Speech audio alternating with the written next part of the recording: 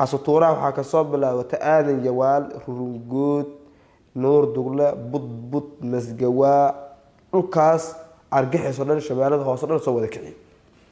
markay soo wada kiciyay anagu nasiinay noo aad 8 bilood aan nasanay markaan nasanay xamlaha waxaa ka soo bilaawatay shabeellada hoose kadib markaas afariin soo gaartay leeyahay xasan sheekh wuxuu ku dhashtay shabeellada dhexe ku dhashtay wuxuuna rabaa coos weyne inuu gacan ku dhigo qabiilkiisa degan waa wacaasle inuu waxa way oo dilo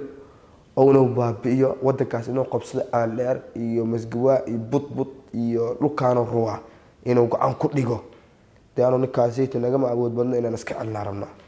wixii ciidamo galguduud mudug ku jiray lix sariyaan ku soo baxnay gurmud soo aadnay waxa la imaaday shabeellada dhexe la imaaday shabeellada dhexe ma gaay maaray taariikh anaga raacday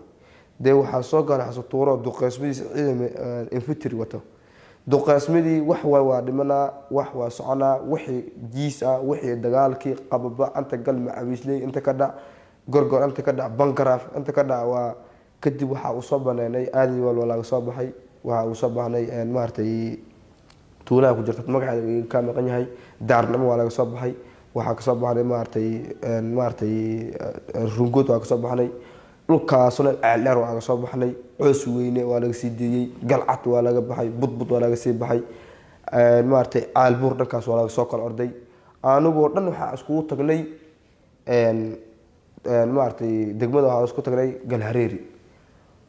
hadana waa laga sii baxay waxa la sii galay xaarxaarka isku tagnay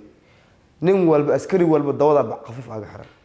dawada ma ganin kara dilaha naasatoor ma go'mo waa ka ordaa dug ragna asxaab anta gaalan waxa way dawladdu isku dhiib anta rag bax